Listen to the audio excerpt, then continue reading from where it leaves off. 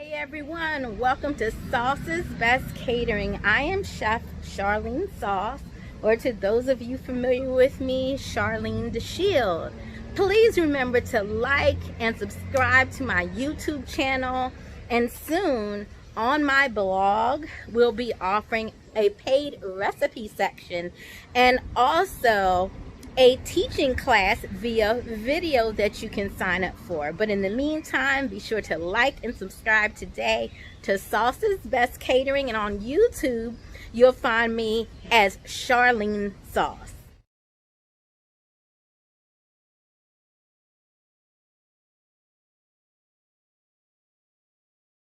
Hey everyone, so we are about to begin this Sunday's cooking, and today I'm making Indian Tikka Marsala style wings. Now let me say this, was not in the mood to make the grocery store run this morning. So instead of using the main components like you saw me do for my egg marsala for Christmas, which would be cooking my own tomatoes, which would be adding the yogurt, blah, and so on, we're going to use buttermilk in the place of the yogurt, and we're going to use this really cool sauce right here, the original Jersey Italian gravy. I know y'all thinking, well, that's Italian, how's that going to go with Indian? Because the flavors we're going to put in are going to transform the tomatoes and the base of this to make it taste more like an Indian dish. So what I'm getting ready to make currently is my dough for my fried flatbread, almost like a pita bread, that we're going to use to eat with this meal today. So I'll be back in a few. I'm not doing much of this preparation yet. I'm just doing prep stuff because this meal is not going to take long to cook. The Indian grain type rice, not going to take long to cook. They are very thin, longer noodles. The chicken definitely not going to take long. So today's meal, unlike my usual 2 to 3 hour meals, probably going to take me an hour, hour and a half tops to finish. So we're going to get a later start today because dinner here is normally around 6.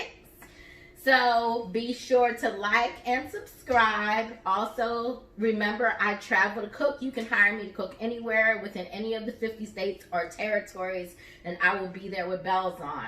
My main site online is saucesbestcatering.com. See you in a bit. Okay, so I just got done, sorry about this, just got done making my dough. As you can see, the flour all over me, for the fried bread we're gonna have. So what we're gonna do now is we're gonna start some of our mise en place, or mise en place, however you want to pronounce it. And the first thing we're gonna start by doing is getting our poblanos ready. I have a bag close by for just throwing away stuff that we're not going to use. Oh, you're too high up. There you go. All right. So it's easier if you just kind of take off these rounded ends of your pepper. You want to clean those out. I'm going to get one of my sharper, better knives here.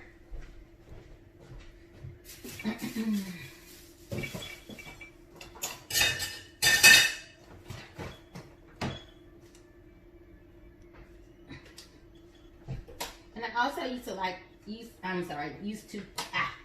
to keep, Jesus, I can't talk, my paring knife close by. Alright? So, at this point, I like to go with the smaller paring knife, actually.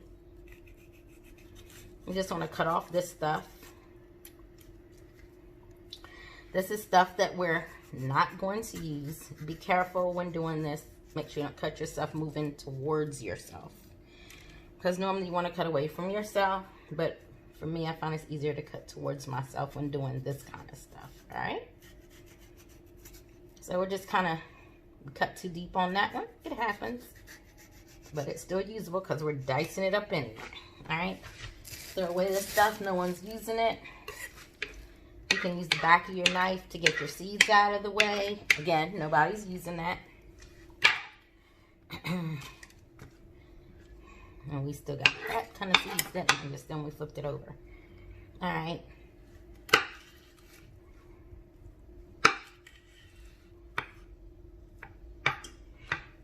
I need to sharpen my knives because normally you don't want to use anything but your wrist when cutting.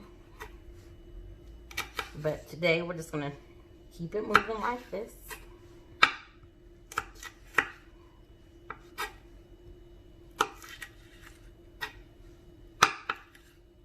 Try to get them as equal in size as possible. This is more like a bâtonnet or bâtonnat cut. It's a little bigger than a julienne, a little wider.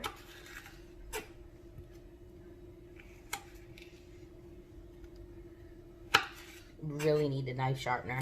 I've got one in my cart that I need to order because the handheld one that I had, I'm just not fond of it. I want one that where I basically just put my knife in and let it do what it does. Time, you know? Any way you can save time, do so. Alright? So you want to get these all in a nice pile like so. And then you just kind of want to curl your fingers back like this in hopes that you're not going to cut them.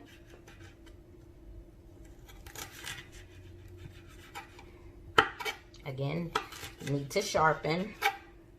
Cutting through a pepper is a really good test of if your knife needs sharpened because pepper skin is tough.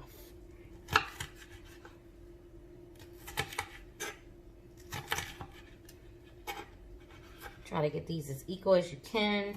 Like I said, my knife needs sharpening, so I'm seeing some of these didn't go through. Go back and fix those.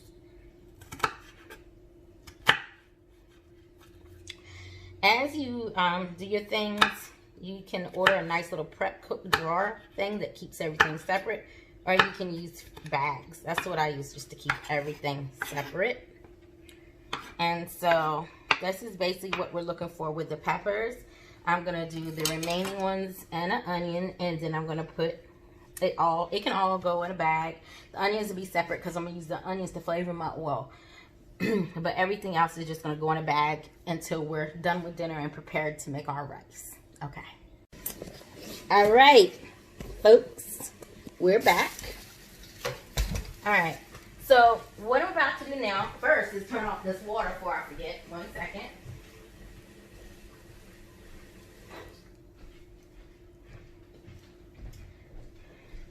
All right, so just keeping you in line with where we are. We've already done our diced vegetables, and we've set them aside the way we're going to need them. Again, mise en place. Everything in its place, which makes your cooking day easier. Again, I've already explained, normally you would cook down whole real tomatoes. Cherry tomatoes are easier, but you can also use Roma or whatever you feel like. So I just put some sunflower and extra virgin olive oil combo in my pan. Now we're going to start putting in other things. So one ingredient is going to go in here because I am low on salt that you normally would not find in a marsala recipe. And this is Indian Tikka Marsala, this is not going to be Italian marsala. They are two different things. Italian marsala usually is a white wine sauce with mushrooms, etc., etc., and masala wine is used for that. This is different. This is more about the flavors, okay? And so, first thing we're going to do is open up everything we're going to need. All right?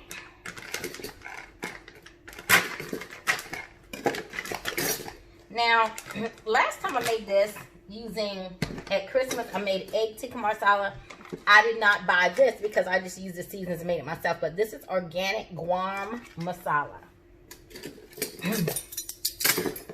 I like to use 1 good heaping tablespoon of that initially. We're going to reseal it. The herbs, the smells from it are just so great. Now, because we're not using whole tomatoes, we're using a tomato product from people who know tomatoes almost better than anyone. And this is a really authentic company right here. This is the original Jersey Italian gravy, but that's, we're going to go ahead and pour that in. Then we're going to get into adding the rest of these herbs and seasonings that need to be in there. Break that seal Although this time it doesn't seem to be working for me. So we're going to get one of our knives and go underneath the lid like this carefully. You should hear that pop. And you're in there. Alright. Just pour all of that in there. This is just going to be our coating sauce for our chicken. I hope that's enough because I am making a rather large amount of chicken. So we're going to hope that's enough. Alright. We're now going to put in a half a tablespoon of coriander. And that is ground coriander.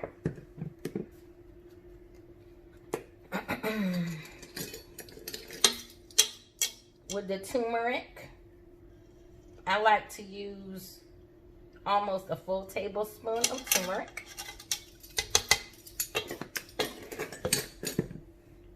You know what's funny about this? I'm going to have to go back later on when I write this up for y'all and look at my own measurements because I usually don't measure things, and I'm trying to get in the habit of doing that since I'm teaching y'all this stuff. We're going to do the same thing with cumin. Tablespoon, little over a tablespoon. These are rough measurements, people. Remember that when you're trying to duplicate.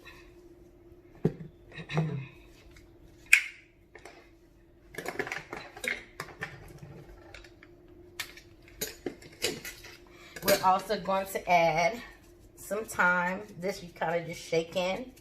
Don't go overboard with it, but get that aromatic in there. A little ginger. This is freeze-dried ginger. I have fresh, but I don't feel like cutting it. So we're going to use just a little of that. A little cardamom powder. Don't want to go overboard with it, but get enough in there.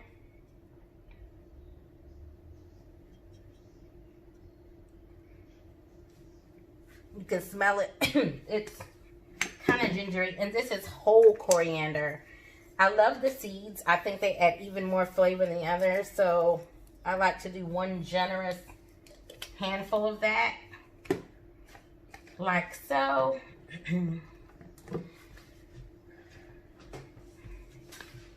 We're going to do some dried rosemary.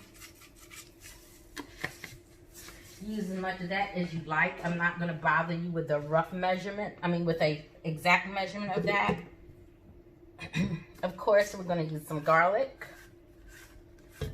Garlic is like part of the holy seasoning thing, no matter what nationality you are. Like, that's just the thing. A little bit of garlic. All right.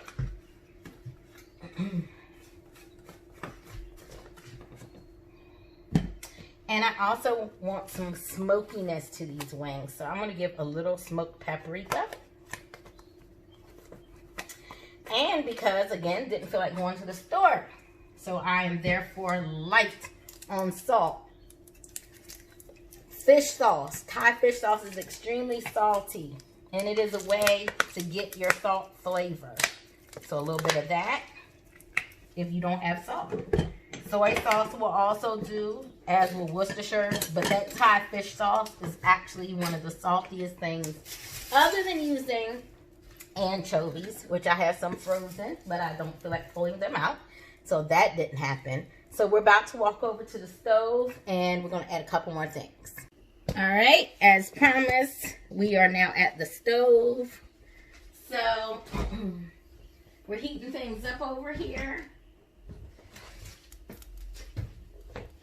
And it needs its level of creaminess, you know. And if you do not have, and also I want to take out my mint because it's going to be a garnish on the plate later. But you can also throw some mint in there just to give it some more flavor also. I love building flavor layers, just a little. You don't need too much of it. We're going to set this up in here for safety. We're going to shake up our buttermilk. Got the burner on 4 just to get it going. Let me get my measurer. Okay. So, like I said, normally this will be yogurt. But we don't have yogurt. And we don't feel like going to the store.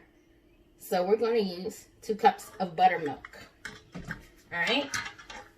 like so.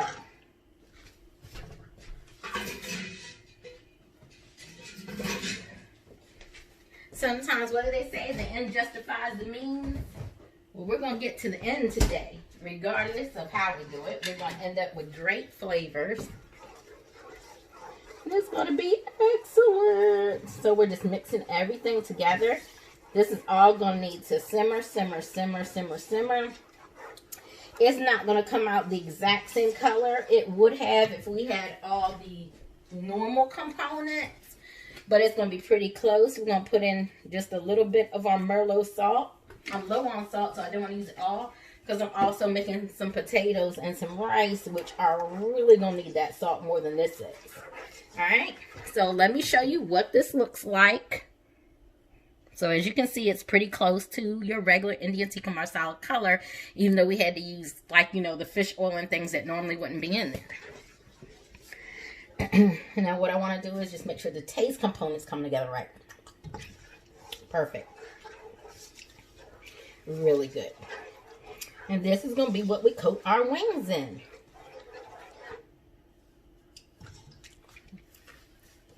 Now,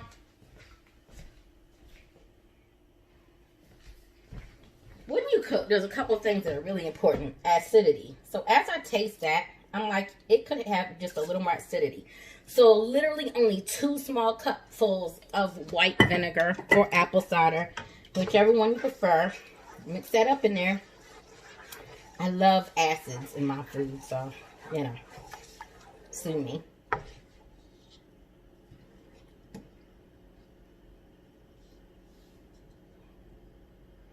Alright.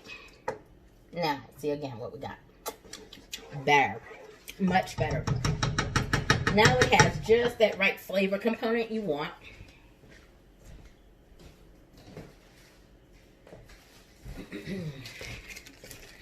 And the next thing we're just going to put in are onions for flavor. Like I said, chicken wings are going to get tossed around in this. So it doesn't really matter it's in there in regards to my daughter hating onions, because they're just more or less going to fall off of the chicken anyway. But we need it for flavor because I don't have shallots. I'm out of those too. And normally we want shallots in here. So we do still want to give it some of that type of flavor wheel. So we're going to put a little onion in. We're going to cover it up, and we're going to turn it down to about 3 and just let it work its wonderful magic. Be back in a bit. Okay, everyone, so we're just going to get this last bit of stuff ready for when I'm ready to cook it. Again. This is what cooks and chefs refer to as mise en place. It's part of prep work, all right? So before I was going to cut them in like medallions, but I think I've decided I want to go more like an oblong, like so. Try to get them about just an 1/8 of an inch thick. Watch your fingers. I like to leave the skin on my potatoes. If y'all have watched me cook, you know that already. So we're just going to keep going through them.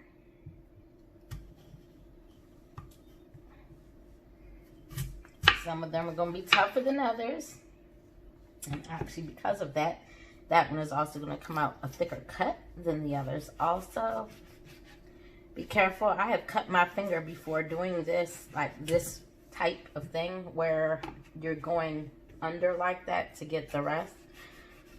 Just watch your fingertips when you're doing this, please. Like so. You really want them to be equal thickness if you can, just so that they cook at the same speed. So like here, this one came out thicker, so we're going to shave some of this off. Watch fingers again. Alright. And that's pretty much what we're going to do. I'm going to bag these until I'm ready to use them. So yeah, that's pretty much it. Be back in a bit. Alright, so welcome back. We're about to do a couple of things here. We are about to get our potatoes in the oven because they take a while. So we'll let the potatoes go at the same time that we are beginning our frying of the wings. Alright, so we're going to put the oven on 425 exactly. And I already have a tray in here. I saved the essence from when I made steak. It's like oil, fat, and really works beautifully. We're going to put these potatoes in. Spread them out as much as you can. If some of them overlap, that's fine. So long as you get a good drizzle of oil on each layer. Kind of like when you lasagna in the sauce and how you make the layers. So the first thing we're going to do, we're just going to drizzle some oil because we want to basically be roasting these.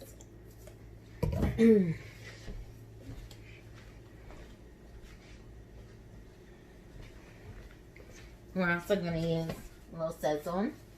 Take the top off, it's easier at this point. And we are going to just drizzle some of that on top of the oil because we want nice seasoned, not dull potatoes. And we'll put in the rest of these now.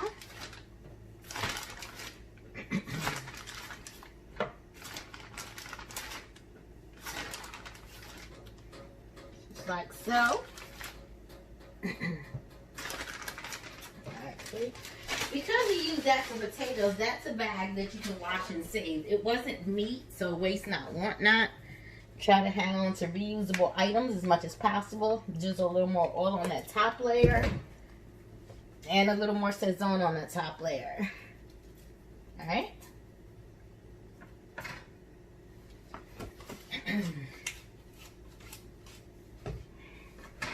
Put that in and let it get to work. Alright. Not sure how that garlic ended up there, but we are definitely going to throw that away. Okay. So we have our chicken ready to go. Alright. First thing we're going to do. It smells so like gassy. I just want to make sure that there's no safety issue there.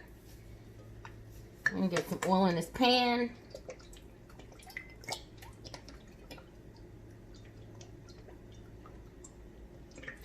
Alright. I have some other oil. I'm just trying to figure out where it is because I know I'm going to need more than one. So give me 1 second. I see it.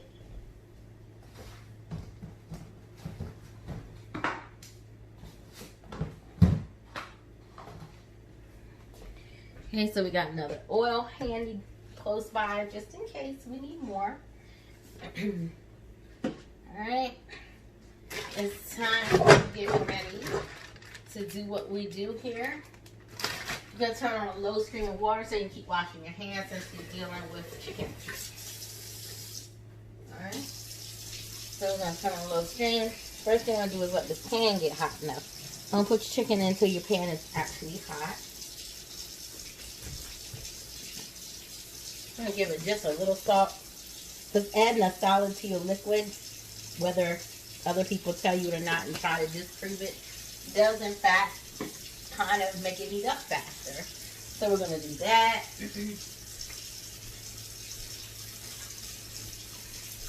We're going to get our spotter ready for taking the chicken out. Maybe like, why don't you use a deep fryer? I need to actually clean and drain my deep fryer. So until I do that, I'm not using it.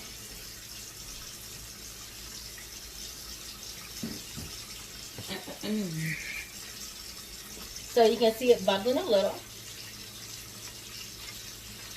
And I'll be back in just a few minutes. I'm sure it's popping. Alright, so you hear it and you see it popping. At this point, you can turn it down some. Alright? And we're going to start to add those wings.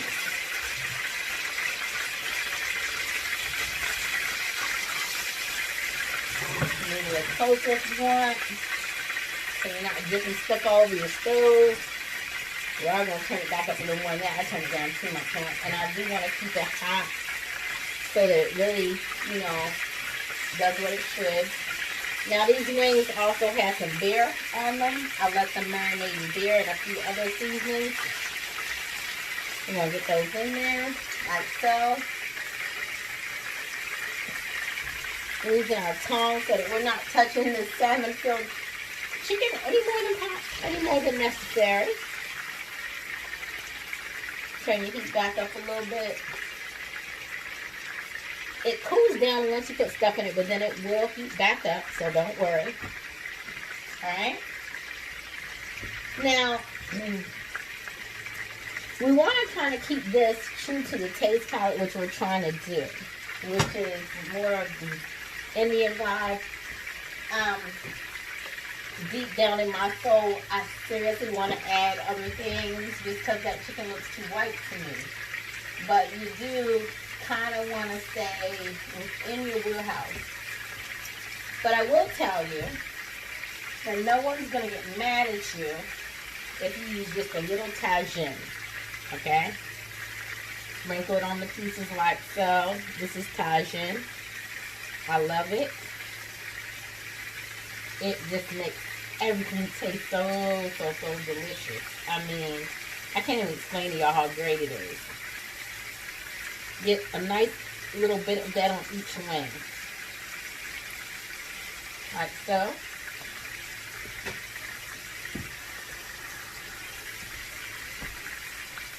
And so, I have two sets of tongs here. I have the losing stuff, folks. Everything anyway. I really haven't put there, so I remember to buy more. So we got the tongs that are in the raw chicken. We have another set that's in the chicken that's in the oil and cooking actively. Alright? So I'm just going to show you, you know, once this first batch gets a little brown to it, how we flip it and do such. And then after that, I'm just going to keep it going, not no video, moment by moment here. Alright? So I'll be back in a bit. Alright, just so you can see, we're starting to turn these over.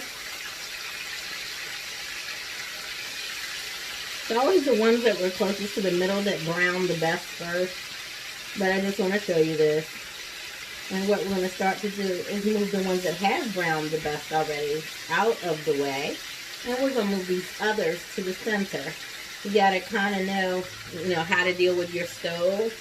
My ideal life, which I hope to achieve soon, will be having a chef's kitchen in my home with absolutely perfect stoves and range tops. But in the meantime, so just try to get those closer to the center. It's almost grill season too. I have two grills, one of which I'm not going to open until we move again. It's kind of special. But I got another one for while we're here. It just got delivered last week, so you're going to be getting some grill videos outdoors too soon. Alright? Don't forget, click like and subscribe. Charlene Sauce on YouTube. Be back in a bit.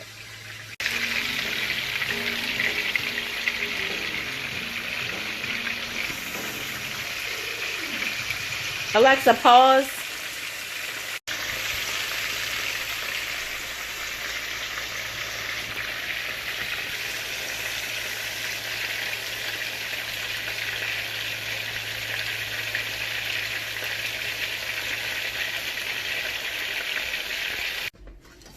Alright, I'm going to try to get this lighting as best we can. The sun's in a weird position outside, so. Alright, so these are the finished, non-breaded, fried wings. And as you can see, we're just scooping them into a tray. We're going to cover them in sauce. And they're going to go into the oven just to get, for only probably like 8 to 10 minutes just to get the sauce on here good and warm. And then we're going to seal this shut until we're ready to plate later for dinner. So we got the first layer in. One of the things I hate when I go to Taco Bell or anywhere for nachos for that matter is when they don't like evenly coat things and you get to the bottom of your nachos and there's like nothing there, there's no sauce, there's no nothing, because they didn't do what I'm doing, which is like doing a layer at a time.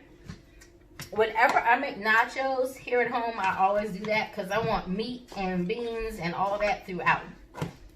So let me bring it a little closer so you can see what's going on. Sorry if the lighting's not the best. I apologize. I can't really see now what I'm doing, but hopefully y'all are getting a good view. So we got the first row of them coated.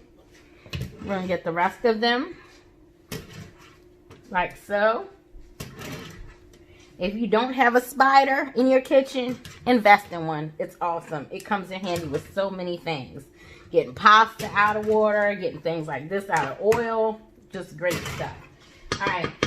At this point, we're just going to go, like, pardon my language, with balls to the wall. And we are going to use all of the rest of this sauce. Because we want some saucy, saucy wings. I know some of you are like, oh my God, there's too much sauce. Mind your business. That's how I want it, and that's how I cook. The name of this business, after all, is sauce is best, not dry-ass food best. All right? All right, so we got that in there, like so. Now, I'm going to get a pick, just so you can see it, but that's not what it's going to look like, of course, when it goes on plates. But, oh, so much sauce and so much goodness. Delicious. Be back in a few. Okay, so A, burnt my finger pretty good. Welcome back. See that redness, guys? See all that redness on that finger? Part of cooking. So we've got our sauce going for, well, to top the potatoes and the rice. Now what I'm doing is putting in those poblanos. Yes, I know poblanos have nothing to do with Indian food, but those are the vegetables that are here, and so those are the vegetables that are going on the rice. Don't judge me. Sometimes you use what you have, and that's what I have, so that, my loves, is what we're using. All right, so we're going to turn this heat back up because I had turned it down while I was getting those wings in the oven, covered in the sauce. Just going to mix it all up and all of the essence from that chicken that we just fried. So we don't need to add any more seasoning because it's already in the oil already. All right? Just like so. Just like so.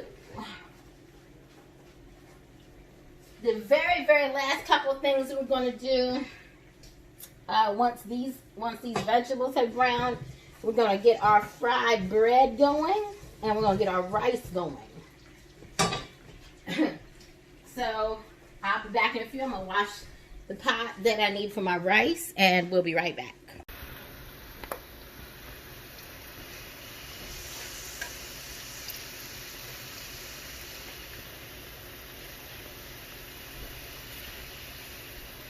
Alright.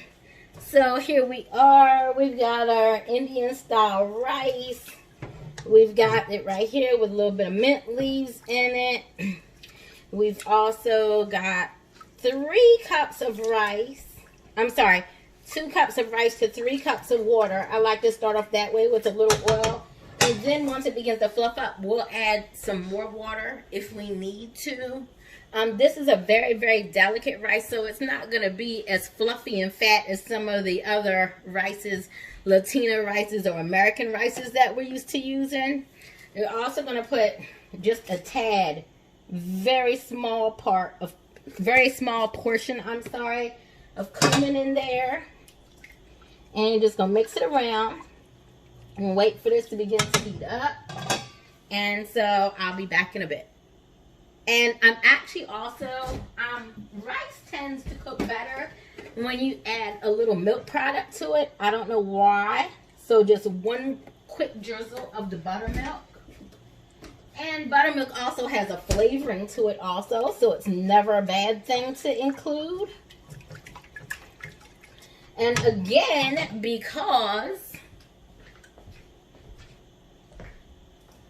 and only because I'm low on regular salt, we're going to add for salt some fish oil. Just enough, couple of squeezes to give it some salt. Because we don't want bland ass rice. There's nothing worse than bland rice, bland pasta, bland tomatoes. Those are the 3 things, and potatoes. I gotta have some salt on those. So we're gonna let that do what it does, and we'll be back in a bit. All right, so we're back, and it is time to deal with the last part of this meal. It's time to deal with getting ready to fry up our fried bread, or fried flat bread. First time doing this, so hoping for the best here. Gonna spread out a good coating of flour. I was watching a chef show on TV a couple days ago, and she said that spraying down that non-stick spray actually like goes wonders by way of keeping your dough in place. Not dough, the flour in place. Like when you're dealing with something like this, should have done it, didn't. So this is almost the same consistency as, say, farfalle or pizza dough, even though it is not that. Let me check on my burner because I've got it heating up already, but I don't want it to be too hot.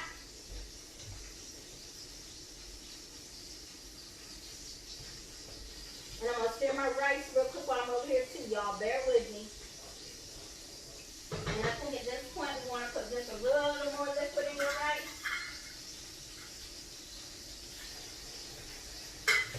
Still not to the level of fluff we need to be at just yet. We're going to stir that around. Alright. So, this dough does not have to be fancy in any sense of the word.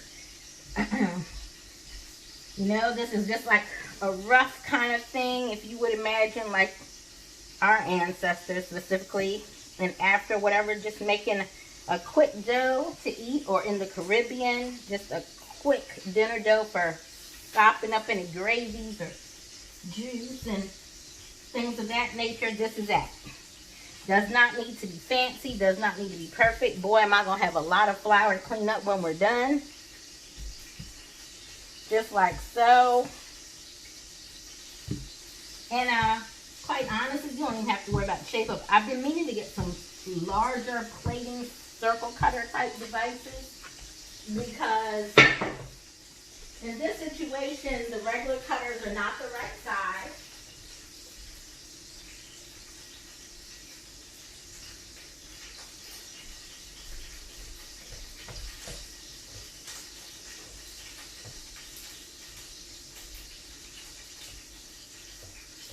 Sorry, stir my rice again while I'm over here. Bear with me, y'all. Turn that up a little bit. Alright, so we're going to cut out some circles the best we can without a cutter here. They're not going to be perfect, and that is okay. I just said that's fine.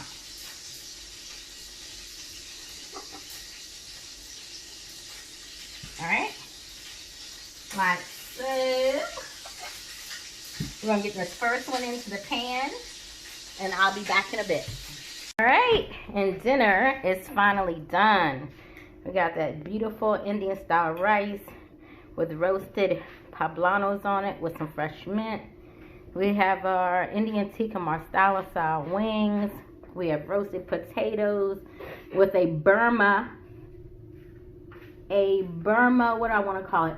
A Burma, what do you call it? Inspirational type sauce. The flavorings are all Burma flavor palette things that you'll find, with some shredded lettuce. And we've got some fried plantain and regular wheat flour flatbread. Happy Sunday.